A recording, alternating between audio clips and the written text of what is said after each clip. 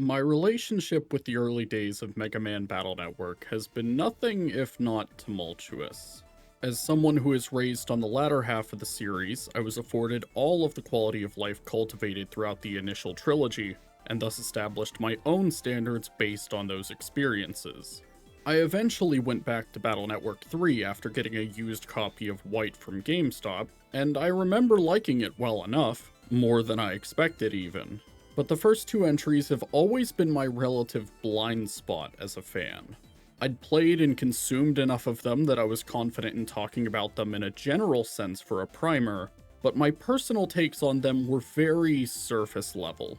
The first one is bad, and the second one is the first game again if it was good, which is obviously an extremely reductive way of evaluating them.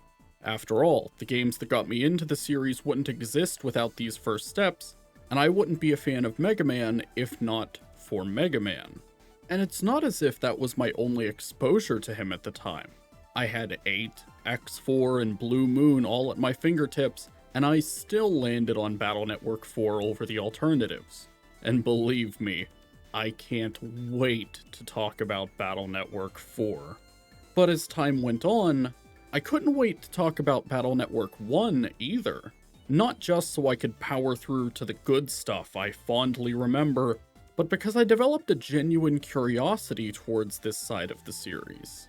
Making videos like these gives me a tangible reason to reflect on and pick apart the games that I play, and I couldn't help but wonder what I've overlooked about these games. Despite my reservations, I was excited to play Battle Network 1 in my own ass-backwards way.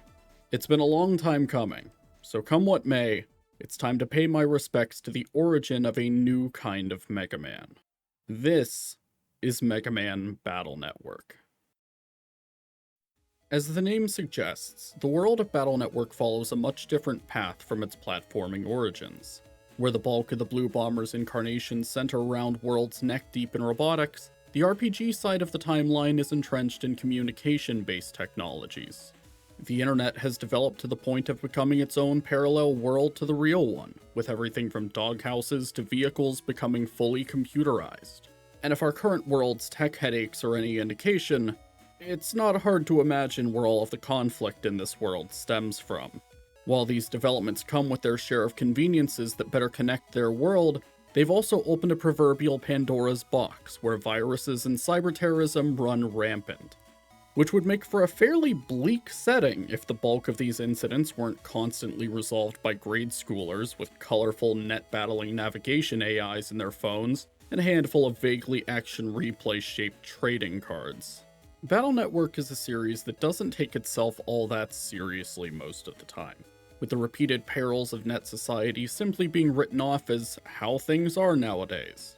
And with the cast almost entirely consisting of kids, the phones navies reside in being called pets, and the blatant allegory of battle chips masquerading as game pieces in a TCG, it's clear that the game's target audience was never going to allow for the heavier side of this can of worms to go anywhere beyond playing it straight for laughs. For now, anyway.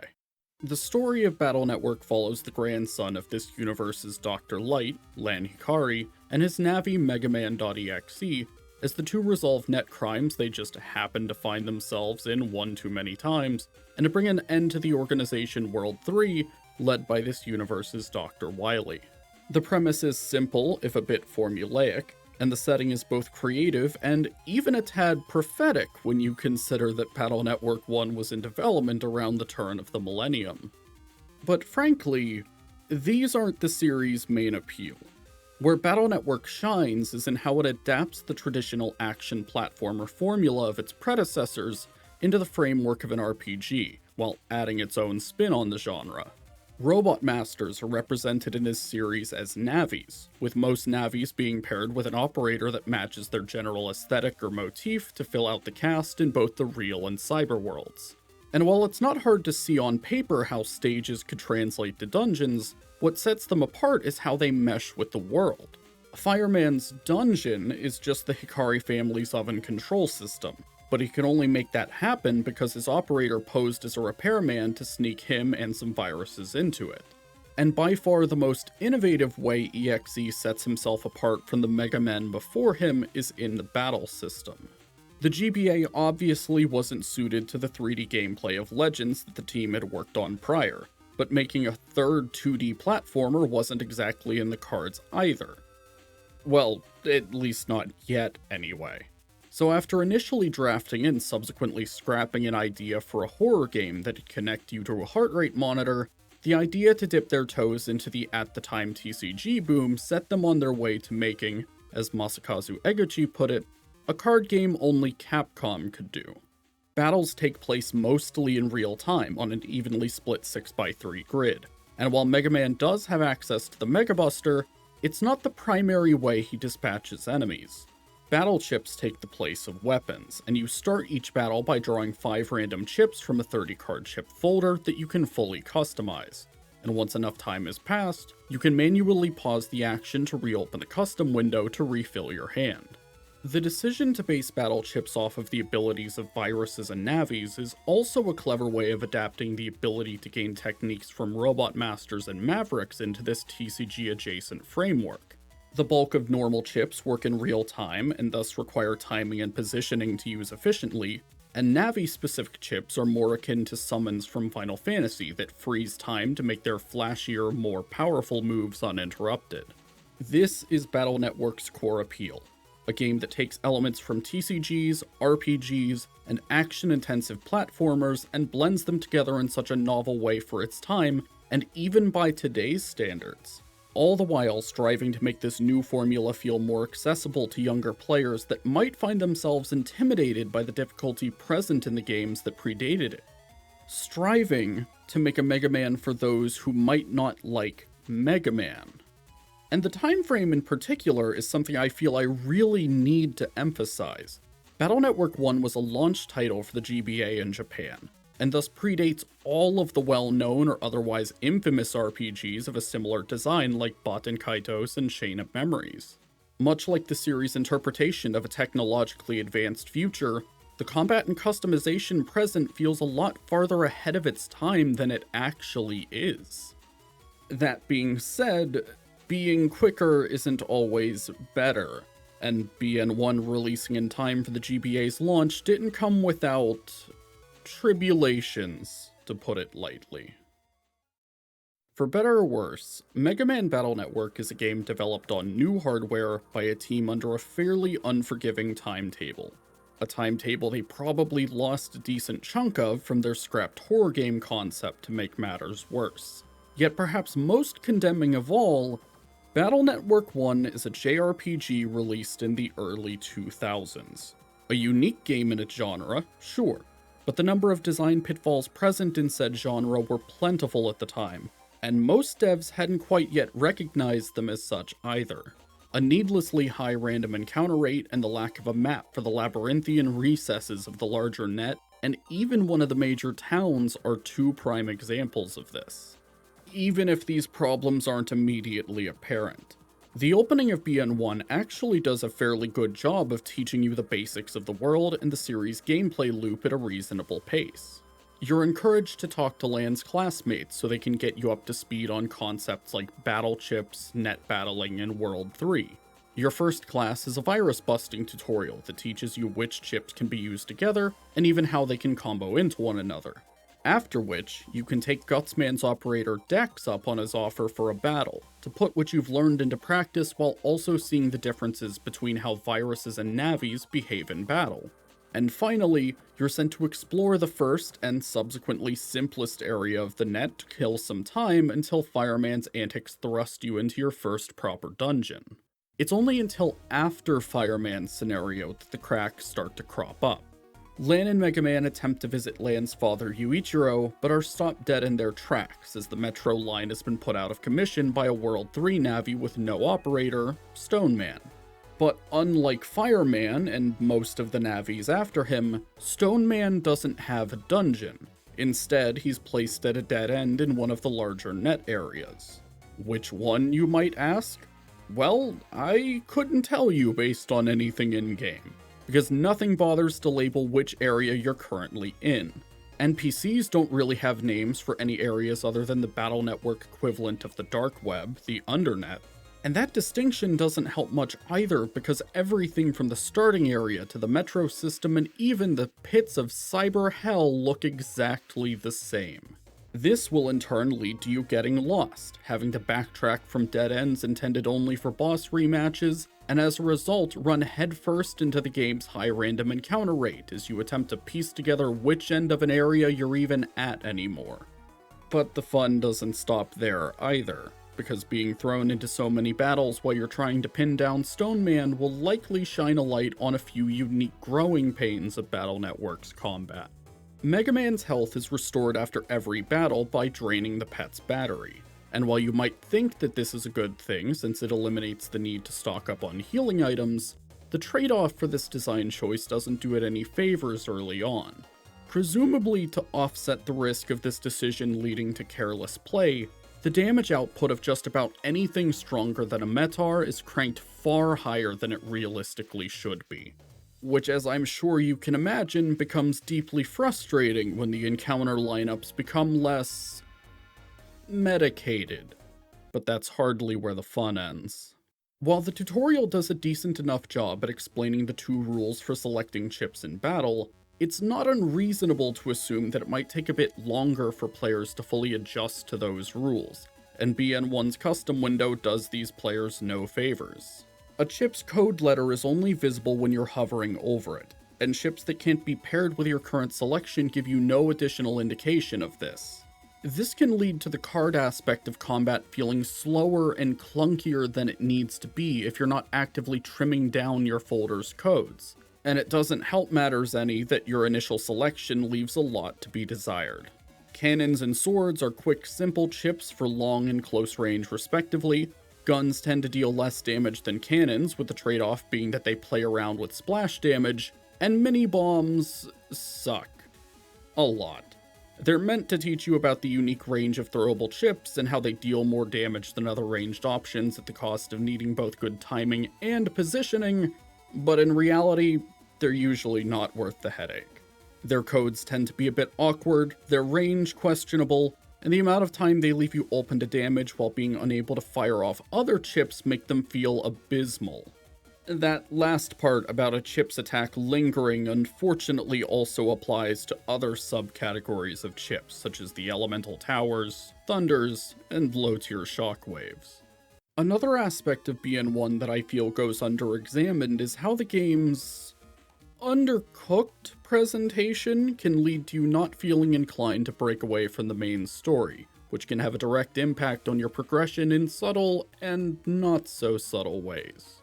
Individual scenarios in Battle Network 1 often begin and end abruptly.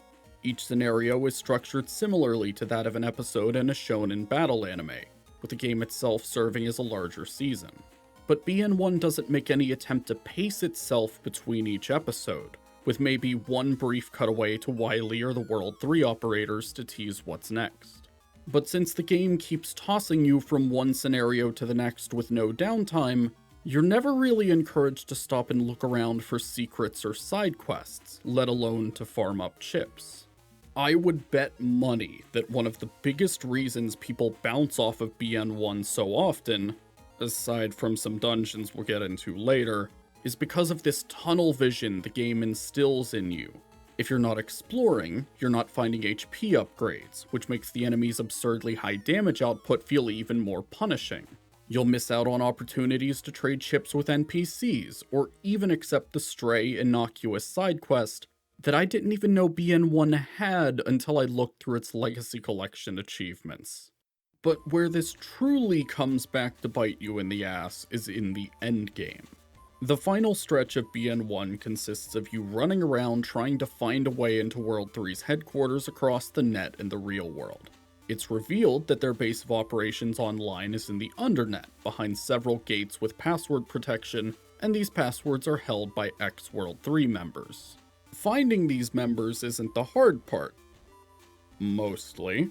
This palette swap of Lance Teacher being tucked away in a corner of Dentown you have no business in on your first visit is a tad insidious, but so is the rest of Dentown. No, what makes these so frustrating is that they only exist to punish you for sticking to the story too closely. These members check for two things: Mega Man's level and the number of unique battle chips you've collected. Mega Man gains levels for each health, buster, and armor upgrade, and he has to be at least level 35 for you to get one password, with the other requiring that you collect 60 unique chips. At the risk of sounding even more unprofessional than I already do, this sucks shit. And if I might pull back the curtain a bit, this is far from the only time this flavor of Mega Man tries to artificially extend its runtime. It is an early 2000s JRPG series, but it is the only game in both this series and Starforce that does it in such a brazen manner at the 11th hour.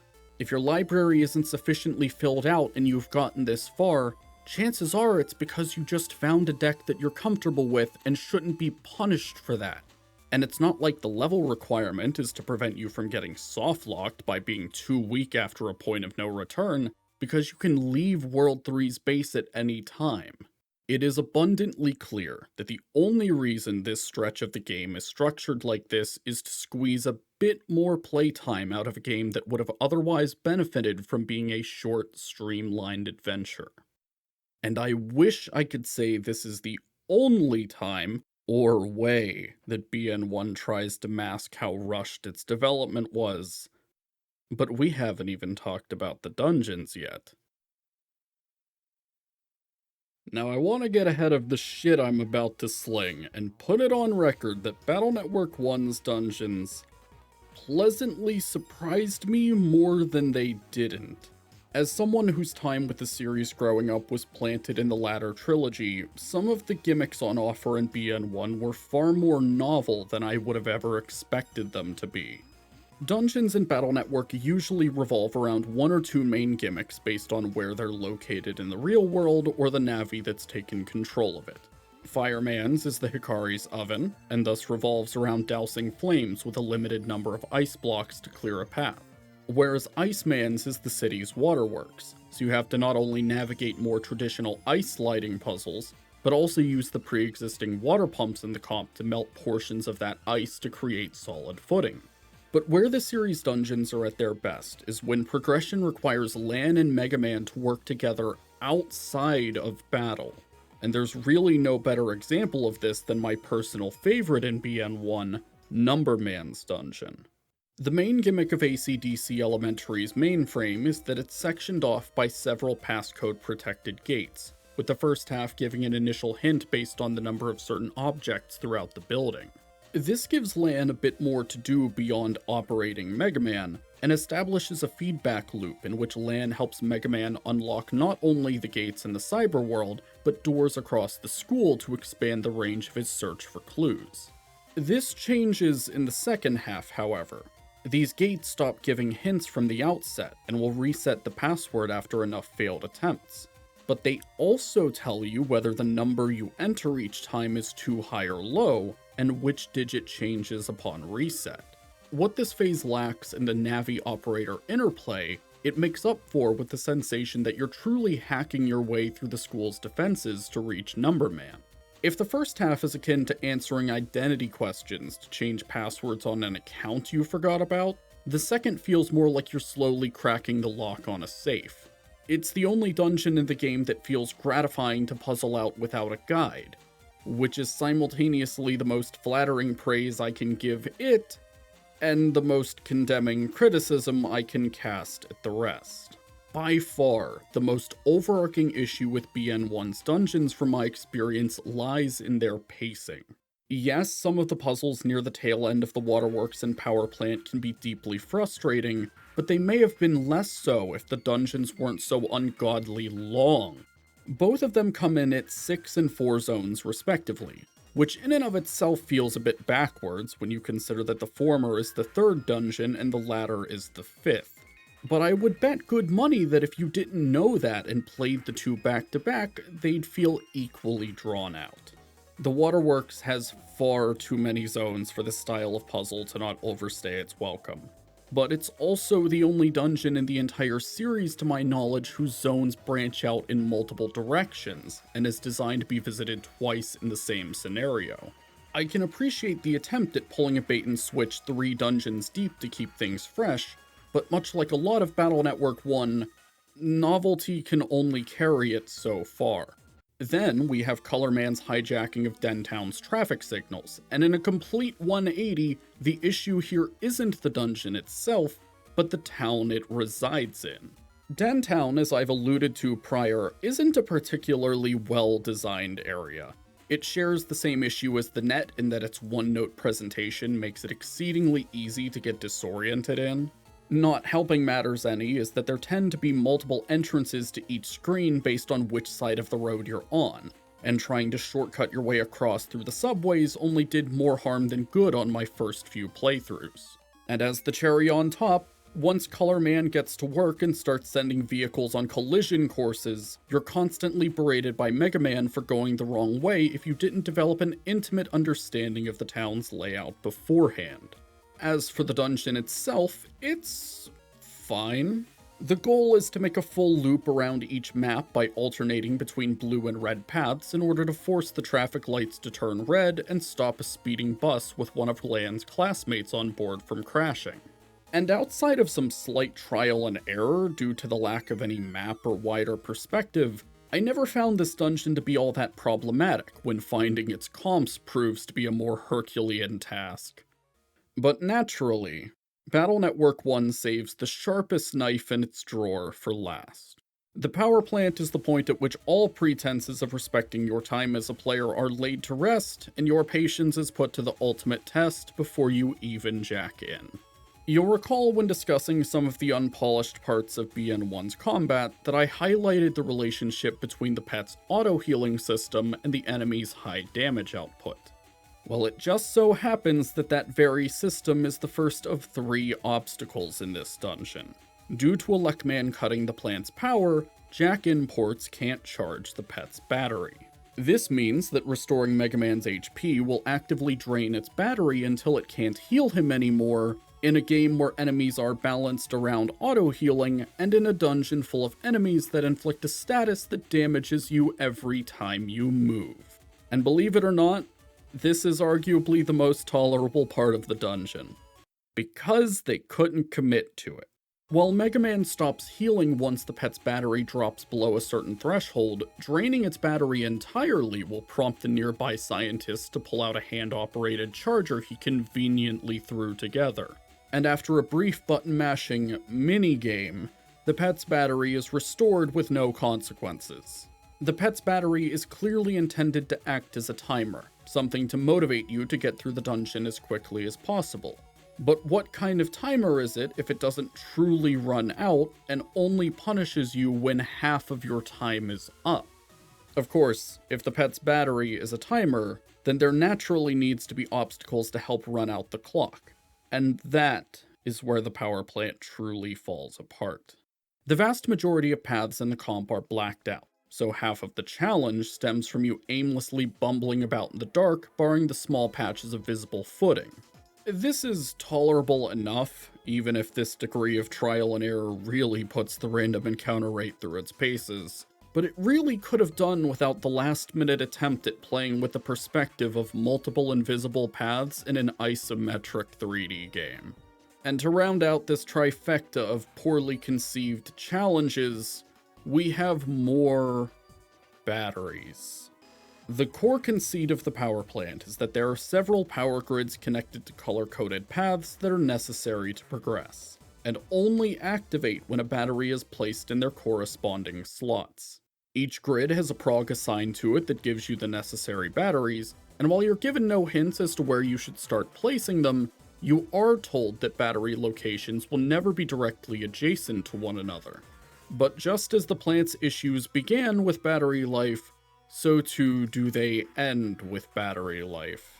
You can only flip the breaker on a battery twice before it loses its charge, at which point you have to either backtrack to the prog that gave you the batteries to recharge them and open yourself up to more random battles, or soft reset ad nauseum and brute force your way through if you somehow haven't been compelled to use a guide by this point.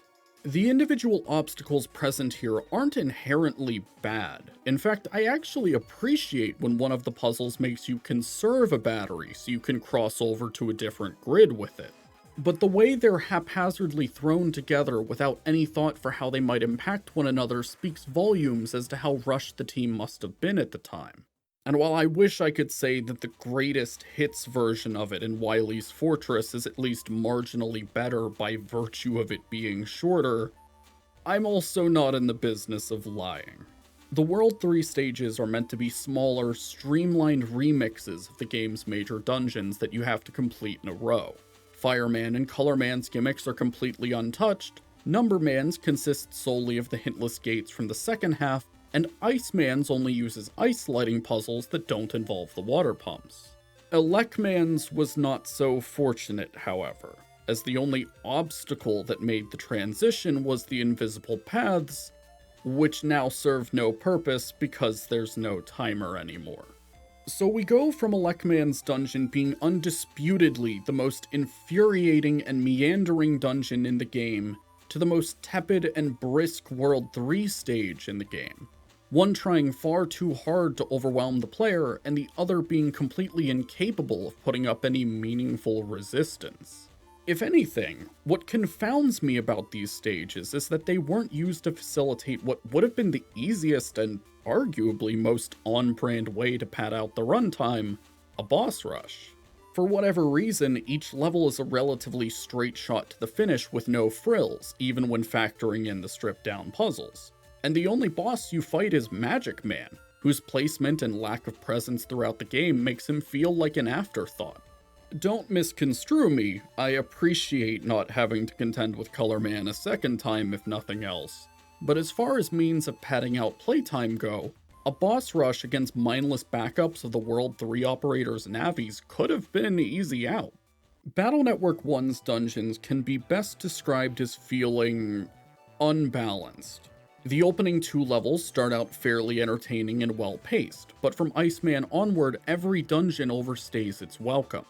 And most baffling of all, they manage to do so in their own unique ways. And hell, depending on where you stand, you could probably apply that uneven feeling to the entire game thus far. But the difference is that BN1's other elements have something that offsets their detractors. The battle system and ship selection are unpolished, but they're still wholly original with more than sufficient room to improve. It's a bit easier to overlook blemishes like these when there was a clear intent to innovate, especially under a strict deadline. And in the case of the story, or rather the lack thereof, you could simply interpret that as being another attempt at adapting classic Mega Man into an RPG framework rather than it solely being due to a time constraint. Even if there is one plot point that throws a sizable wrench into that theory. Over the years, the way I've come to engage with stories in the games that I play has shifted and evolved. Shocking, I know. People changing and maturing mentally with age, what a novel concept. But among the wonderful lessons I've had to unlearn over time is the idea that simple stories are objectively bad, or otherwise uninspired compared to far more mature narratives, long-running or otherwise. This was obviously wrong on numerous levels, and you're more than welcome to join me in furiously dunking on my past self, but what I'd like to hone in on is the topic of simple stories aimed at a younger audience. It is my belief that stories aimed at kids don't need to be all that involved. If a team doesn't have any particular message or theme they want to convey, and simply intend to use a story as a means to advance gameplay, they're within their right to do so regardless of reason. Alternatively, if a writer does have something they want to say, but aren't capable of following through, the target audience's age does not, and should not be used to excuse poor writing. Which brings us back to Battle Network 1. A game that for 99% of its runtime is content to coast along as simply being a Mega Man game with RPG elements, rather than a Mega Man RPG. The supporting cast doesn't get much attention and feel more like placeholders than actual characters, and almost every plot beat from the attempted arson by Oven to asphyxiation via power outage happened just to throw Lan and Mega Man at viruses, puzzles, and a boss before starting all over again next episode. But there are two instances in which the story swings a bit above its batting average, with one being widely regarded as the reason to play Battle Network 1 at all, and the other stemming from my personal interpretation. After hiding away in his dad's office until closing time, Lan and Mega Man jack into the works comp to resolve the issues caused by a lack of water across the city. They reach the now frozen over pump controls, break them free, and jack out under the assumption that their work is done. But it's only after they get back to school that the gravity of the situation sets in. Eugene Chaud, an official net battler and operator of Proto Man, is quick to remand him for not only getting involved as a civilian, but for making the situation worse by unknowingly leaving the job half finished. The reason why the waterworks comp branches out is because each half takes care of water pumping and filtering, respectively. Lan only thought out the pumping system, so now all of the available water has been contaminated. This comes as a genuine shock not just to our main duo, but likely the player as well. We've been conditioned over the past few cases to assume that things will be solved with our duo on the scene, but for just a moment, we're reminded that our main character is simply just a schoolboy with a knack for net battling. It's humbling. It's also notable that the only time an incident blows up in his face is when he and Mega Man get involved of their own accord with no backup. Every other smaller scale incident the two stop is a result of them being forced into action on the spot. And while they do take on the task of locating World 3's base on their own, they still consult Numberman's operator Higsby and Yuichiro throughout the process when necessary. Lan even asks his father for permission to assist in stopping the endgame in tandem with Chaud rather than trying to solve it all on his own, which I read as him learning from his prior failure. But the one plot beat that is very explicit in its implications is the late reveal that MegaMan.exe is in fact a Navi created from the DNA of Lan's deceased twin brother, Hub. With emphasis on late reveal, Lan and Yuichiro only have this discussion after Mega Man has been brought to the brink of deletion in the final World 3 stage.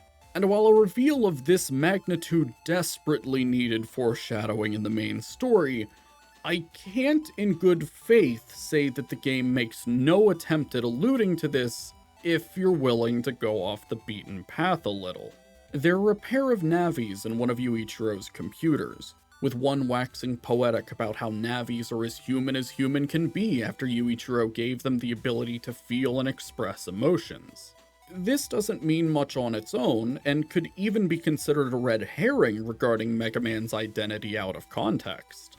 If Mega Man isn't the only Navi capable of carrying conversations and developing a connection with their operator, then there's even less reason to assume that he's any different from Navis like Roll or Gutsman. And you even have the rare exception in Proto Man, who arguably shows more of a propensity for emotional growth than his operator. The second Navi in this comp, however, is far less subtle, letting slip that a new kind of Navi was developed here using something related to humans, and that development of said Navi is meant to be top secret information. And if you're really willing to read between the lines, then even this pre-battle comment from Skullman's operator about feeling the spirit burning within Mega Man could be seen as a subtle hint about his true identity. This is Battle Network 1's defining moment. Anyone and everyone who has been willing to trek through its swamp of underserved elements will tell you that this is what stuck out most. But because all of the twist's build-up was hidden away in a game that doesn't encourage you to sidestep the story and explore, I'd wager that people remember it because of how random and seemingly out of place it feels. Not just narratively, but tonally. Yuichiro goes on about his desire to make a Navi that could bond with its operator, and that using Hub's DNA to create Mega Man was done to honor his deceased son's memory. Lan is clearly taken aback, And the fact that his first thoughts were, did he know all along, and how could I have put my brother in harm's way, speaks volumes. All the while, this scene is backed by one of my favorite tracks in the entire game, Hour of Fate, that sets the mood perfectly. It genuinely feels as if you've stepped into a wholly different game, and that's why I was conflicted for so long as to how I was meant to judge this moment. There was a part of me that felt I needed to be unbiased and critical to the bitter end, that I should refuse to pull my punches in spite of what the scene makes me feel as an individual, and to appease the hordes of video critique critics that loathe when a creator dares to voice their own opinion in a way that doesn't sound sophisticated or outright verbose as if they're weaving a grand tapestry. But the fact that this twist whips this much ass to someone like me who never grew up with BN1, and thus isn't nostalgic for this first entry, is genuinely praiseworthy. Irrespective of the gameplay experience, this one scene fires on cylinders I didn't know the game even had, and pulls way more weight than anyone could have reasonably expected. I would have appreciated it more if it had been tied into the main story at all, but to me, nothing about this strikes me as the writers giving up or using their audience's intended age as a scapegoat to justify bad writing. It's a story beat that's far more concerned with making the player feel something to the best of its ability in allotted time, and I think that's pretty fucking cool. Now, as much as I wish we could wrap up on that note, we're not quite done here yet. Rockman EXE Operate Shooting Star is an enhanced re-release of Battle Network 1 for the Nintendo DS that released exclusively in Japan on November 12, 2009. This came just 1 year after the release of the final Mega Man Starforce games, and 4 years after the release of Battle Network 6, and thus marking the end of Mega Man RPGs until the latter's Legacy Collection. OSS made numerous changes in an attempt to clean up the original's blemishes and bring it more in line with the later entries, and unsurprisingly, the majority of which were dedicated to combat and exploration. The custom window now displays the code of every chip by default, but also grays out chips that can't be chosen with those already selected as it does in the later games. Additionally, the rules of folder building have been pared back to prevent you from spamming a single powerful Navi chip, and the available codes of most chips have been altered to accommodate the asterisk code, which can be used as a substitute for any code. You can run from battles without a dedicated chip, the enemy's damage was lowered to compensate for the lack of armors while a number of chips' damage were buffed, and the random encounter rate was lowered. And perhaps most transformative of all, the DS's bottom screen acts as a map when in the cyber world, which resolves nearly every navigation issue the original had, barring the fact that Dentown still sucks shit nearly half a decade later. There were also changes made to Iceman and Elecman's dungeons, and as is tradition with anything BN1 adjacent, I'm left feeling a bit torn. The main changes to the waterworks are more or less welcome. The last big sliding puzzle in the 5th zone lacked meaningful guidance, so the prog's hints were made more detailed and some of the tiles were melted to stand out more. Then we come back to the power plant and, well, they certainly make the dungeon easier for better or worse. The invisible paths now have yellow flickering lights dotted across them to make navigation far simpler, and the power grid batteries don't need to be recharged anymore. On the face of it, these are undeniably good changes that make the plant easier to deal with. I am in no way implying that OSS's take is objectively worse than the original's. But similarly to the original's World 3 stage interpretation, I find OSS's power plant to be a bit toothless for a final dungeon. The pet's battery was a timer, and both the 2-use limit on grid batteries and the invisible paths doubled as methods to run out the clock and force you into battles without health regen. Infuriating? Sure. I'd even go as far as to say that it borders on feeling outright malicious. But for what it's worth, the originals didn't make my eyes glaze over. But hey, maybe the team behind this re-release just didn't think they could salvage the power plant, and figured the next best thing would be to make it relatively painless so that you'd be on the fast track to the endgame. I can appreciate that if nothing else, especially since BN1's greatest strength, and one of its weaknesses, is its story being relatively short. Even if most dungeons drag on in the late game, as a whole, it doesn't demand that much of someone's time. It's a good thing this version didn't add anything substantial enough to drag that back out. Operate Shooting Star's primary selling point lies in its namesake. A new crossover scenario with EXE's Nintendo DS successor, Shooting Star Rockman, or Mega Man Starforce. And it's debatably the worst part of the package. The concept itself is fine enough, and this wasn't even the first time Battle Network had crossed over with a different game. But what sets this collab apart from the rest is how unceremoniously tacked on to the main story it is. Unlike the Boktai scenarios in Battle Networks 4 and 6 that are tucked away as optional late-game side quests, the Starforce crossover is sandwiched right between the end of a Lekman scenario and the search for World 3's headquarters in the main story.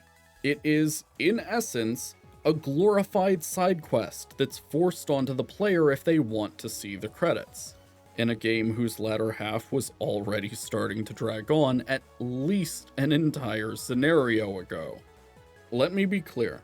This crossover could have been the most enjoyable, well-crafted segment in the entirety of both Battle Network and Starforce combined, and it still wouldn't excuse the way its mandatory placement further bloats the ass end of what should have been the perfect chance to make BN1 a good starting point.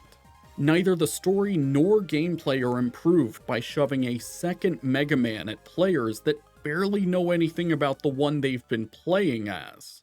They don't even bother to include the inciting incident behind the crossover in the main story. It's relegated to a 5-minute prologue cutscene on the game's main menu, which I can all but guarantee you'll have forgotten by the time it's finally relevant. One of Starforce Mega Man's friends is whisked away by a Navi with time-based abilities to Land's time, and he gives chase in hopes of bringing her home. And if this premise sounds incredulous to you as your first exposure to the series, don't worry. It manages to make even less sense if you've actually played the Starforce games. But ultimately, the contrivances this mini-arc is rife with aren't the reason why this scenario detracts from OSS. I mean, Geo and Omegasys, the two that become Starforce Mega Man, don't ask, initially attack Mega Man to deter him from getting involved and risk altering the timeline. But once they clear up a misunderstanding and save EXE from one of Clockman's traps, they work together anyway because the crossover demands it and the time travelers figure they're already in too deep. The biggest problem with this crossover is that the only thing you do from the moment the arc begins to when Geo and his friend return to their time is backtrack through old areas. Clockman doesn't even have a real dungeon. He has a singular screen shaped like a clock, and there are no puzzles to be found here. Only gates that can be unlocked by gathering clock data from across the real world. And no, you can't collect them all at once. Including the initial skirmish with Geo, you are forced to make a grand total of 3 trips from the starting internet to Clockman's Goon Cave with nothing of substance in between. You're given the ability to play as Geo with all of Starforce's unique battle mechanics, and that's neat, but there's only one forced battle where you play as him, and it's his tutorial fight. Which becomes even more frustrating when you finally fight Clockman and see that half of his moveset consists of Starforce bosses poking through a portal to take pot shots at you. What's stopping him from pulling out other bosses to guard the clock data? Have Gemini Spark steal one of the pieces of data to lure the Hikari brothers back to the power plant. Or put post-BN4 Shademan and Starforce 2 Dark Phantom in a room and let them plot to bring the blue menaces and their lives down together. Do these ideas make sense? Not really. But neither does the existence of a time-traveling Navi from an era where Navis are widely viewed as obsolete. Geo and Mega are already running the risk of altering history as is, and Clockman should have no reason to care if he mucks up the timeline. This was a once-in-a-franchise's lifetime opportunity, and the writing had to be clear on the wall that this was the RPG branch of Mega Man's swan song. Do something, anything remotely interesting with it. Of course, that was never going to happen, was it? Because if the team behind OSS had tried to lean harder into the unhinged what-if potential this collab had, that would have likely taken more manpower and time than they had to spare. To speak nothing of the damage it would have done to BN1's overall pacing by all but shoving a second game into it at the 11th hour. Perhaps they simply didn't have time to weigh their options in the first place, if the turnaround time between Starforce 3 and OSS is any indication. Or the fact that the Mega Man IP had been essentially dismantled by annual releases and franchise fatigue at this point, as evidenced by the fact that the only reason I was able to play OSS and pen these very thoughts is thanks to a genuinely stellar fan translation. I realize this may sound a bit melodramatic, especially given my morbid curiosity at the beginning of the video, but looking at and writing about both versions of Battle Network 1 side by side like this, especially for as long as it's taken me, has been a bit demoralizing, because I began to consider what each version represents for the legacy of Mega Man's RPGs prior to the Legacy Collection, as its commercial beginnings and its former end. On one hand, you have the GBA original, a crude, rushed, unpolished proof of concept that still exudes its own unique charm and enjoyment despite its rougher edges, and begets eager inquiries and musings about its future. Where will the series go from here? How will the developers improve on this foundation? There's real potential with this one. On the other, we have Operate Shooting Star, a safe, low-commitment re-release pumped out at the peak of Blue Bomber burnout. And despite making a respectable effort of polishing an old dusty diamond, it was restricted by the same shackles as the games before it. Shackles that poetically, the game's only original enemy hold dominion over: time. And where once there were aspirations and hope, all that remains are misgivings and regrets. We need to make it in time for the GBA's launch. Hopefully they'll have more time to work on the next game. This mechanic could have been so much better if it was given a bit more time. We have to get this game out in time for the holidays, no exceptions. Maybe they wouldn't have gotten tired of the games if we'd given them time to breathe. But for what it's worth, that was then, and this is now, even if we're not quite out of the woods yet. With only one new classic entry and an offline gacha game as the only original Mega Man output in recent memory, I'd be hard-pressed to say that he's found his footing among even modern Capcom's lower-end output, let alone next to their two cash cows. But the effort that went into developing, localizing, and marketing the Battle Network Legacy Collection paid off in spades by becoming one of the best-selling games in the franchise and putting a whole new generation of eyes on it. And if anything speaks to executives, it's money, so I'm also hard-pressed to argue that the future looks bleak either. So as we continue to look back on the Hikari brothers' adventures, I think it's important to view them not as steps towards an inevitable end, but as a legacy that's worth embracing and reflecting on in the hopes that one day it'll rise again better than ever before.